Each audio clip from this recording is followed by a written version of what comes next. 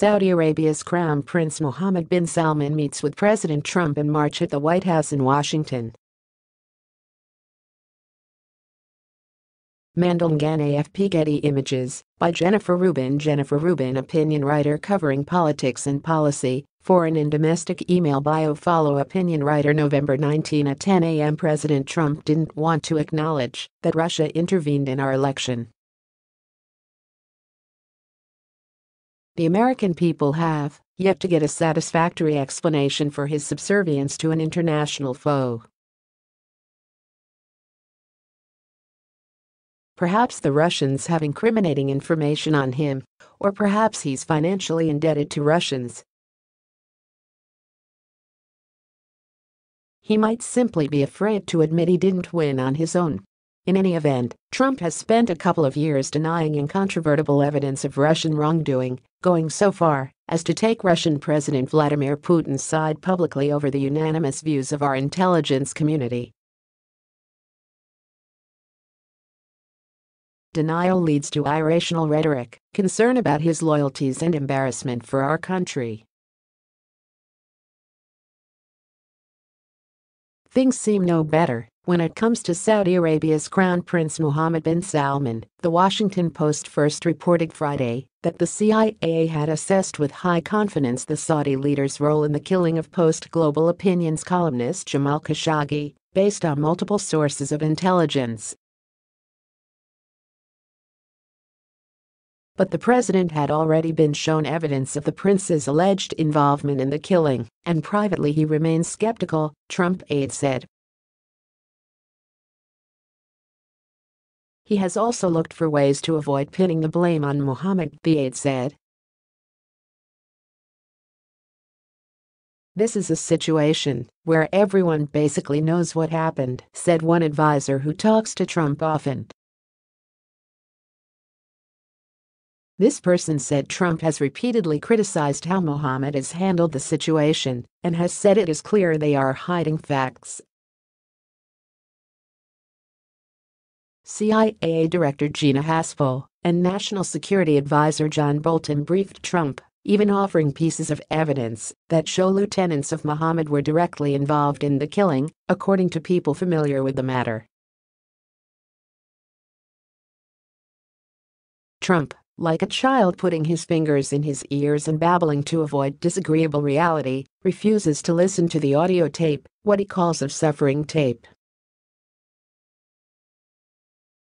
Perhaps it makes the lie that Mohammed was not involved harder to sustain, or perhaps it's evidence of Trump's personal cowardice and squeamishness. Whatever the reason, it's further proof that no matter what evidence is available, Trump will insist on creating doubt about Mohammed's culpability, quibbling about whether there is evidence of an order.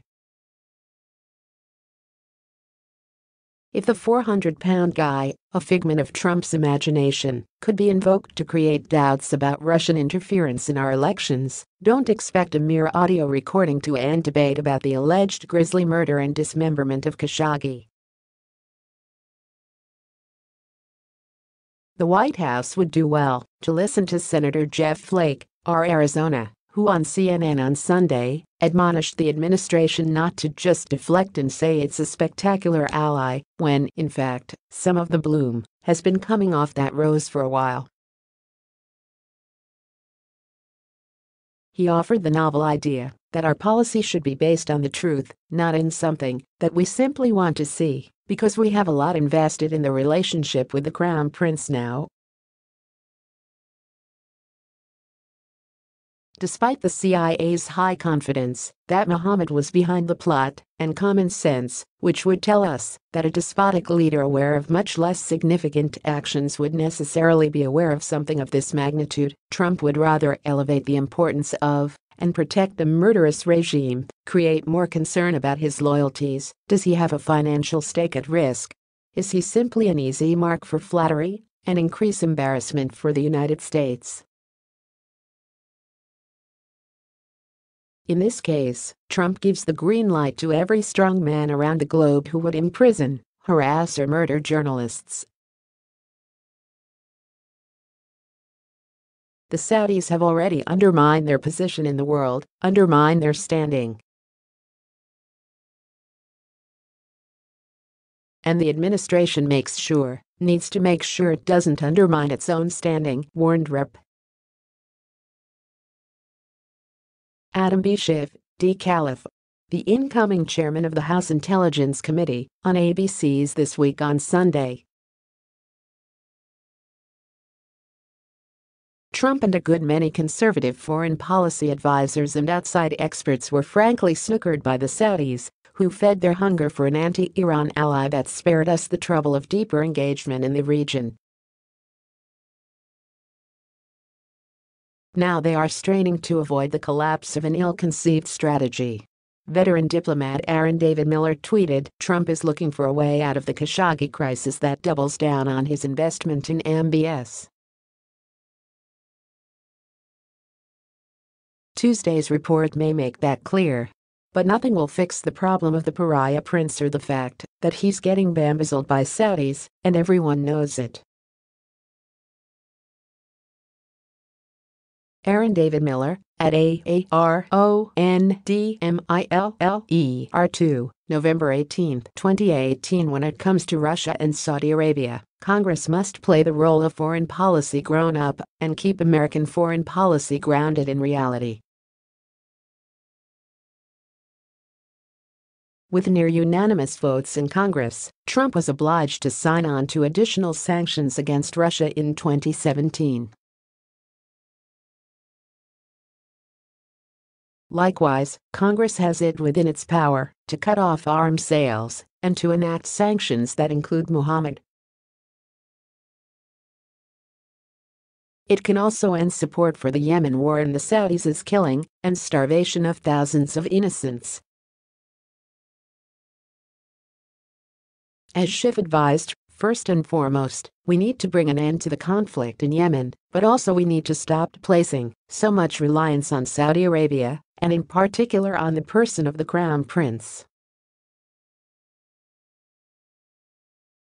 With a Democratic majority House, Congress also will have the power and the will to explore Trump and Jared Kushner's financial ties to foreign powers, which could be at the root of Trump's insistence of sheltering autocrats from responsibility for their unacceptable actions. The House can subpoena Trump's tax and business records, put Trump employees under oath, obtain outside bank records, and call other witnesses who might have knowledge of foreign business connections. Trump very likely is in violation of the Emoluments Clause by virtue of the Saudis' lavish spending at his properties. In plain language, Congress must determine whether foreign corruption, if not outright bribery, is affecting our foreign policy decision-making and hence our national security, or whether our excessively deferential policy toward the Saudis stems from Trump's refusal to reshape a flawed foreign policy. Ironically, the result of Trump's indulgence of belligerent governments, including North Korea, with whom Trump wants another photo-op summit, is to embolden foes and to make us look as though we're dependent on lesser powers. G. Saudi Arabia, Egypt. If only Trump actually had a foreign policy that put American interests and values first, we might reclaim the respect of allies and foes alike. Sadly, we likely will need a new president before we start winning again. Read more. Fred Hyatt. Why bring a bonesaw to a kidnapping, Your Highness? The Post's view. Trump is defending Mohammed bin Salman's lies. Congress must insist on the truth. Sarah Morgan. A UN investigation would offer a true path to justice for Jamal Khashoggi. David Ignatius. Why was MBS so afraid of Jamal Khashoggi?